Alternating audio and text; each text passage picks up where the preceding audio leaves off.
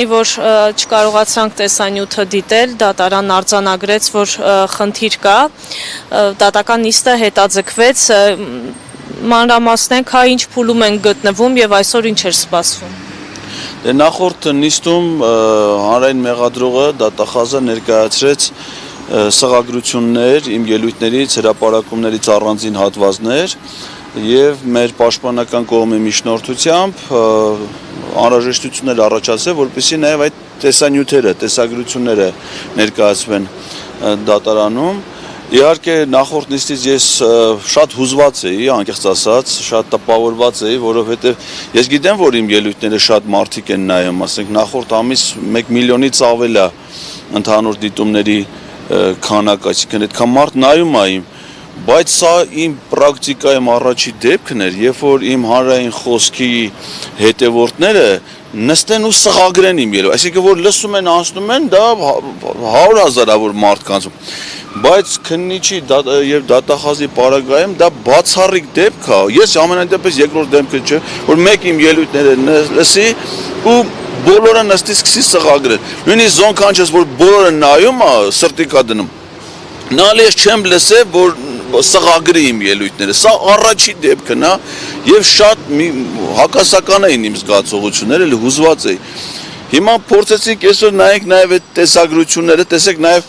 առիթ օգտագործում է եւս մի անգամ դա հնչեցնել, չէ, նաեւ հնչեցնելու համար, օրինակ ասենք ելույթը կար, չէ,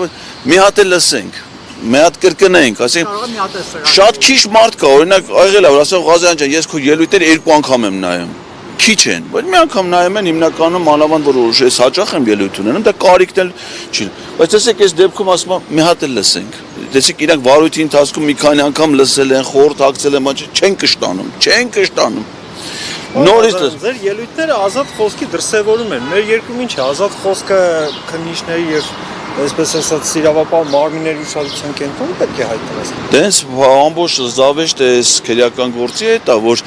ընդ որում նախորդ դեպքում նայեք ներկայացվեց ասենք թե սղագրություն, չէ՞։ Հիմա այդ նույն սղագրության տեսանյութը պետք է ներկայացվի,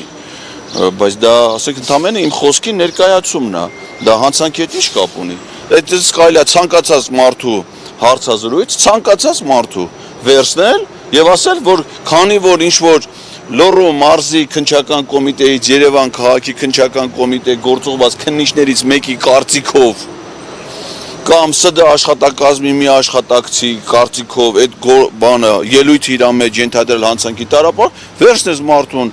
վարույթ նախաձեռնես, մեղադրանք առաջադրես, սահմանադրական իրավունքներ, սա երկրից չբացակայես, Շենգավիթ վարչական շրջանից դուրս, այլ հարցազրույց չտաս, որովհետև քո տված հարցազրույցից դուրս չի եկել։ Քաղաքական հետապնդման տարեր կան, դուք պատրաստվում եք քայլեր ձեռնարկել։ Ես գիտեի, որ դուք նաև բան եք արել, չէ՞։ Գիտեք ինչ, այս վարույթը անկեղծ ասած չնայած ինձ համար անհարմարությունների, նաև իմ իրավունքների սահմանափակումների համար որտե ինձ համար իր մեջ շատ օգտակարության մեծ չափաբաժին է պարունակում, որովհետև իմ անմեղությունը ապացուցելու համար ես հələ առայժմ դեռ դատախազի ներկայացրած, հանրային մեղադրողի ներկայացրած ապացույցների փուլում ենք։ Ես իմ անմեղությունը ապացուցելու համար հավասար դատաքննության, հավասար մրցակցության սկզբունքներից ելնելով նաև իմ ապացույցները դեռ պետք է ներկայացնեմ, թե ասենք ենթադրենք իմ խոսքը ինչի վրա է հիմնված եղել։ Այսինքն եթե ես ասում եմ, որ սահմանադրական դատանի մեղադրանքից եմ ասում, էլի այս պահին նորից չեմ ասում, որ բան չլինի,